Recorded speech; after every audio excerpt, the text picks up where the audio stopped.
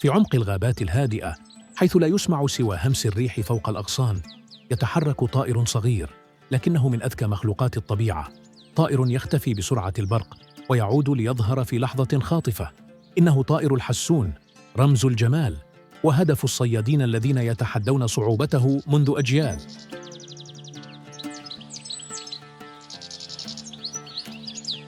الحسون ليس مجرد طائر ملون، إنه مقاتل صغير يتمتع بدهاء كبير.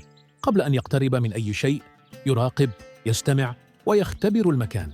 هذه الحركات السريعة وهذا الحذر الشديد جعلت صيده واحداً من أكثر التحديات التي تشعل فضول الصيادين.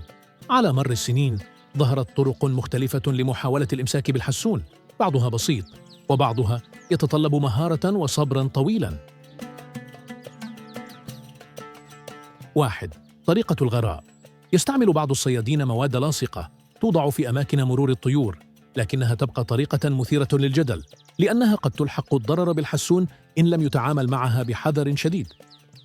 2. الشبكة الأرضية. شبكات تفرش على الأرض في المسارات التي يمر منها الحسون، ويعتمد نجاحها على توقيت دقيق ومراقبة طويلة. 3. الشبكة الهوائية، وهي شبكات تخفى بين الأغصان أو في الهواء، بالكاد ترى، وتستخدم عادة في المناطق التي يمر منها الحسون أثناء طيرانه المنخفض. هذه الطرق وثقت عبر سنوات طويلة في ثقافة الصيد، لكنها تبقى جزءاً من تاريخ لا بد أن نفهمه، لا أن نشجعه. مهما اختلفت الأساليب، يبقى الحسون سريع الملاحظة، يتردد قبل النزول، يغير اتجاهه فجأة، ويطير بعيداً عند أول حركة غير طبيعية.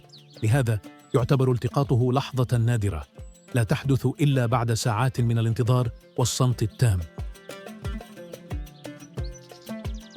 ورغم أن صيد الحسون جزء من تقاليد قديمة، فإن أعداد هذا الطائر الجميل بدأت تتراجع في عدة مناطق. الصيد المفرط، اختفاء مواطن العيش، وتغير المناخ، كلها عوامل تهدد وجوده. لهذا نذكر الجميع، هذا الفيديو ليس دعوة للصيد، بل دعوة للحفاظ.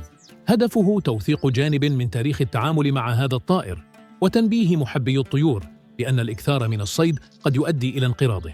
حماية الحسون اليوم هي حماية لجمال الطبيعة في الغد، لنجعل هذا الكائن الحر يعيش بيننا لأجل الأجيال القادمة.